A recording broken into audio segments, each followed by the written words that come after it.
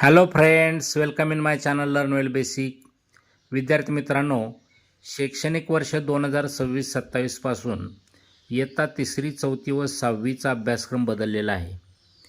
बदललेल्या अभ्यासक्रमाची पूर्वतयारी सुकर व्हावी म्हणून, तसेच नवीन अभ्यासक्रमात वाढलेली शैक्षणिक पातळी, भाषिक समज आणि स्वअभ्यासाची सवय यांची जुळवणूक सहज व्हावी यासाठी 21 दिवसाचा सेतू अभ्यास तयार करण्यात आलेला आहे. आज आपण या व्हिडिओमध्ये या अंतर्गत इयत्ता 6वी इंग्रजी विषयाचा सेतू अभ्यास डे 1 पाहणार आहोत. इयत्ता 6वी इंग्रजी विषयाचा दिवस पहिला day 1 identify vowel and consonant sounds. विद्यार्थी मित्रांनो, इयत्ता 5वी ते 10वीचे विविध शैक्षणिक व्हिडिओज पाहण्यासाठी या चॅनलला नक्की सबस्क्राईब करा. तर सुरू करूयात. पहा, डू यू नो, तुम्हाला माहीत आहे का? त्यातला 1, there are 26 letters in the English alphabet. Out of these 5 letters A-E-I-O-U are called vowels. The other 21 letters are called consonants. म्हणजे काय, तर इंग्रजीमध्ये 26 अक्षरे आहेत.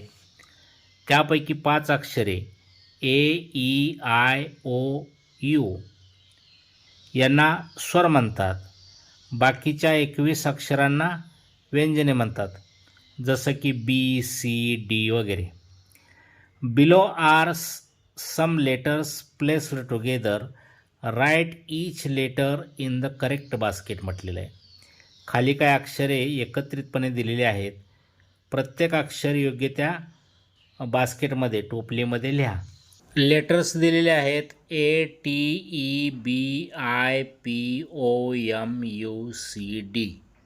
आता वावेल बास्केट आणि कॉन्सोनंट बास्केट म्हणजे स्वर टोपली आणि व्यंजन टोपली दिलेली आहेत. तर स्वर टोपलीमध्ये आपल्याला लिहिता येईल A-E-I-O-U आणि कॉन्सोनंट बास्केटमध्ये आपल्याला लिहिता येईल दिलेल्या अक्षरांपैकी T-B-P-M-C-D. सेकंड पहा, when we speak English some words sound almost the same but have one small difference in sound or spelling. These pairs of words are called minimal pairs. आपण जेव्हा इंग्रजी बोलतो, काही शब्दांचे आवाज किंवा ध्वनी जवळपास सारखेच होतात, परंतु त्यांच्या ध्वनीत किंवा स्पेलिंगमध्ये एक छोटासा फरक असतो. अशा शब्दांच्या जोड्याला मिनिमल पेअर्स असं म्हणतात. तर दिलेत उदाहरणार्थ पिन, बिन. आता पिन आणि बिनमध्ये पहा, पी हे लेटर फक्त, पी आणि बी ही लेटर्स फक्त वेगळे आहेत. CAT आणि CUT या ठिकाणी ए आणि यूचा फक्त फरक आहे. शिप आणि शिप SHIP आणि इकडे दिलेला आहे SHEEP. तर शिप हा शॉर्ट व्हावेल साऊंड आहे आणि शिप हा SHEEP हा लॉंग व्हावेल साऊंड आहे. तेव्हा अशा जोड्यांना मिनिमल पेअर्स असं म्हटलं जातं. बी कंटेंट दिलं या ठिकाणी identify vowels and consonant sounds म्हटले. या ठिकाणी एक पॅसेज दिलेला आहे पहा. Last Saturday Anu and Janu went to Sunny Lake. The sky was blue and the wind was cool. Anu packed a small bag while Janu brought a big one. They took a sheep ride across the lake. Look, a sheep on the shore. Janu laughed. Anu giggled. That's not a sheep. That's a boat cover. They saw ducks, fish, and frogs jumping near the bank.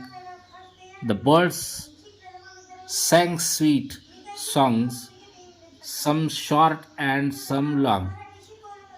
Anu tried to beat the drum softly, but Janu said, "Don't beat the drum too hard." Both laughed again. When the sun set, the girl sat under a green tree. Janu said, "This was a good day." Anu smiled. "No, this was the best day ever. C part do as direct. Read the passage carefully and do the following activities. त्यातला 1. Write all the vowel sounds and all the consonant sounds in the proper box म्हटले. आता vowel sounds आणि consonant sounds सगळे लिहायचे आहेत. व्हॉवेल साऊंड्समध्ये आपल्याला लिहिता येईल AEIOU आणि कॉन्सोनंट साऊंड्समध्ये व्यंजनध्वनीमध्ये आपल्याला लिहिता येईल BCDFGHJKLMNPQRSTVWXYZ. म्हणजे व्हॉवेल साऊंड स्वर ध्वनी जे आहेत ते 5 आहेत पहा, आणि कॉन्सोनंट्स ध्वनी आणि व्यंजन ध्वनी जे आहेत ते 21 आहेत. सेकंड पहा, write 3 words with long vowels and 3 words with short vowels. आता लॉंग व्हॉवेल्स लिहिता येते आपल्याला शीप SHEEP आणि शॉर्ट व्हॉवेल्स SHIP शीप.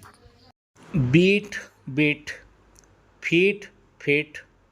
उदाहरणादाखल मी हे लिहिलेले आहेत, अजूनही तुम्ही वेगळे लिहू शकता. त्यानंतर 3. Read these sentences aloud with stress and intonation. Take the help of your teacher म्हटले. तर दिलेली जी वाक्य आहेत ती मोठ्यानं वाचायची आहेत, योग्य आघातासह, योग्य शब्दावर जोर देऊन आणि चढ उतारासह. त्यासाठी तुमच्या शिक्षकाची मदत घ्या म्हटलेलं आहे. इथं दिलेलं वाक्य पहा, the ship sailed near the ship. आता द शीप हा काय आहे, शॉर्ट व्हॉवेल साऊंड आहे, आणि शीप हा लॉंग व्हॉवेल साऊंड आहे. योग्य त्या पद्धतीनं आरो असं आपल्याला वाचता येतील. The ship sailed near the sheep. Second पहा, Anu tried to beat the drum softly. Third, the day was cool and bright. अशा पद्धतीने तुम्ही वाचू शकता. Fourth, match the pairs of words that differ by only one sound, then say them aloud and notice the change. म्हणजे एका ध्वनीने वेगळ्या असणाऱ्या शब्दाच्या जोड्या लावा, त्यानंतर त्यांना मोठ्याने वाचावं, बदल लक्षात घ्या.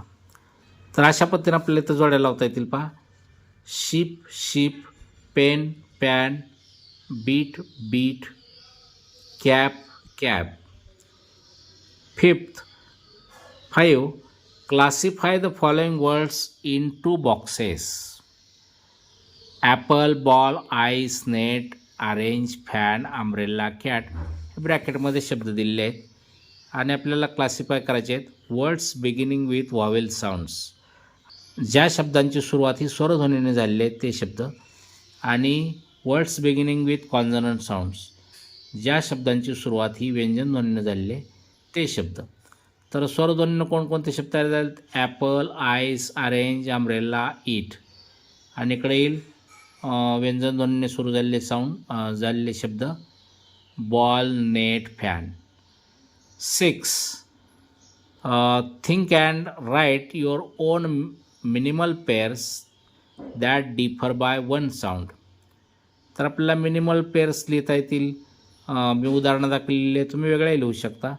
बॅट मॅट, कॅच मॅच, त्यानंतर कॉट हॉट, सीट सीट वगैरे. तेव्हा विद्यार्थी मित्रांनो, इयत्ता 5वी ते 10वीचे विविध शैक्षणिक व्हिडिओज पाहण्यासाठी या चॅनलला नक्की सबस्क्राईब करा.